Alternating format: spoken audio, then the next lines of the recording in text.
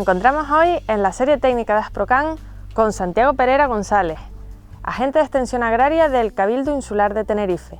Él nos va a hablar de algunas plagas y enfermedades que no son principales, pero que no por ello vamos a dejar de mencionarlas. En primer lugar, hablaremos sobre el mal de Panamá. Santiago, ¿cómo vemos el mal de Panamá en una planta? Pues el mal de Panamá es una enfermedad, es un hongo que vive en el suelo, cuyo nombre científico es Fusarium oxysporum forma especial cubensis, y que, como hemos dicho, vive en el suelo y se introduce en la planta a través de las raíces, bien directamente o a través de alguna herida. Los síntomas principales se pueden dividir entre síntomas externos, como podemos ver aquí en esta planta. Lo primero que se puede observar es un amarilleo. Este amarilleo, como pueden ver, comienza de las hojas inferiores hasta las superiores y se produce un amarilleo en forma de sierra, como podemos apreciar. Otro síntoma externo también es en los peciolos.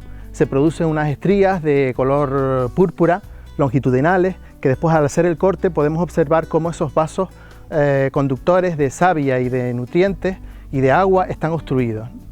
Como síntoma interno también podemos observar que después también cortaremos abajo en la cabeza y podremos observar los vasos obstruidos con puntos de color anaranjado rojizo.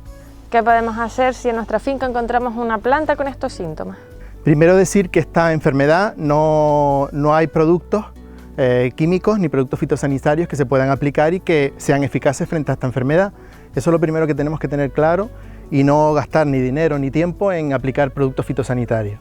Segundo, si vemos una planta con estos síntomas, lo primero es no tocarla, o sea, evitar estar deshojando y desinfectar los útiles, las herramientas de trabajo, para que no se disperse la enfermedad. Y después otra cosa que podemos hacer es, si en todo caso que ella haya muerto, sacarla de la plantación, de la parcela, destruirla y en esta zona bien aplicar hidróxido cálcico para desinfectar. Y otra cosa que podemos hacer es en las plantas vecinas dejar una mancuerna para que poco a poco vaya ocupando su lugar y evitar plantar otra planta en el mismo lugar.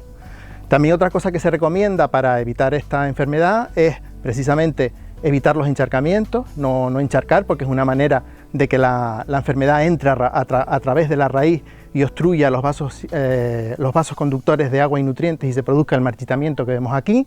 Otra de las medidas preventivas para el control de esta enfermedad es aplicaciones de sulfato de zinc o quelatos de zinc, ya que estas aplicaciones se han comprobado que aumentan las defensas naturales de la planta ante la entrada de esta enfermedad.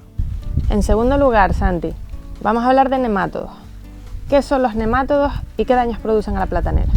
Los nemátodos son gusanos microscópicos que viven en el suelo y que se pueden alimentar bien de bacterias, de hongos o de otros nemátodos. Y hay también nemátodos que se alimentan de las raíces de las plantas. Es el caso de dos géneros de nemátodos, Meloidogine y Pratylenchus, que se alimentan de las raíces de la platanera. Los daños que producen son daños en las raíces que dificultan la absorción de agua y nutrientes, lo que producen en la planta un amarilleo general y una disminución de vigor. Santi, ¿qué podemos hacer si detectamos problemas de nemátodos en nuestra finca? Bueno, pues primero habría que saber si realmente ese nivel de nemátodos está produciendo daños en los cultivos. Para ello es necesario coger muestras de raíces y mandar a analizar para saber la cantidad de nemátodos por cada 100 gramos de raíces.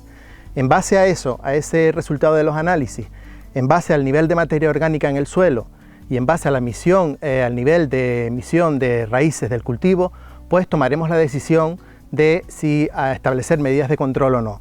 Normalmente, en las condiciones de nuestras plataneras no es necesario dar tratamientos fitosanitarios ni tratamientos nematicidas químicas en las plataneras de Canarias.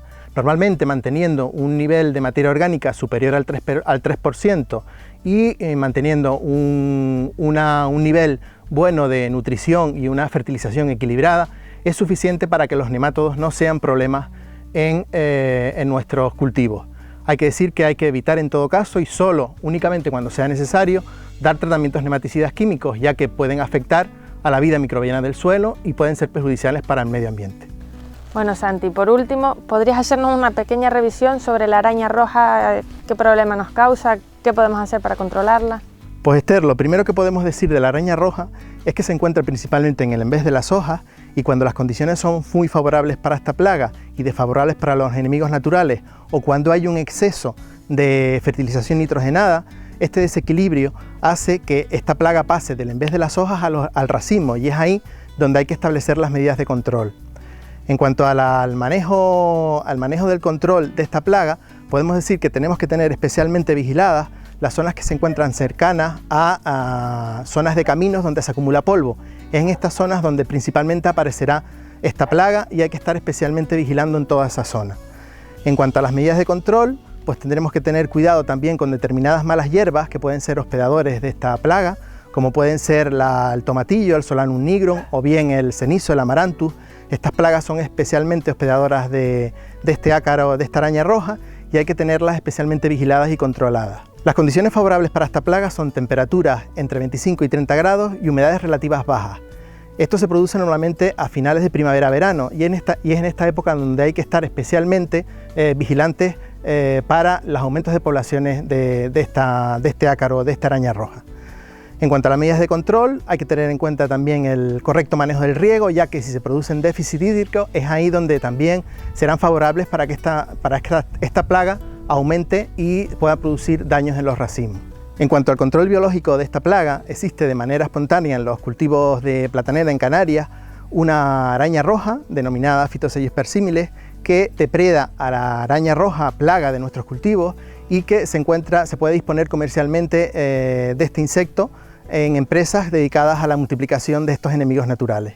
Bueno, muchas gracias, Santiago. Después de esta rápida revisión con el mal de Panamá, los nemátodos y araña roja.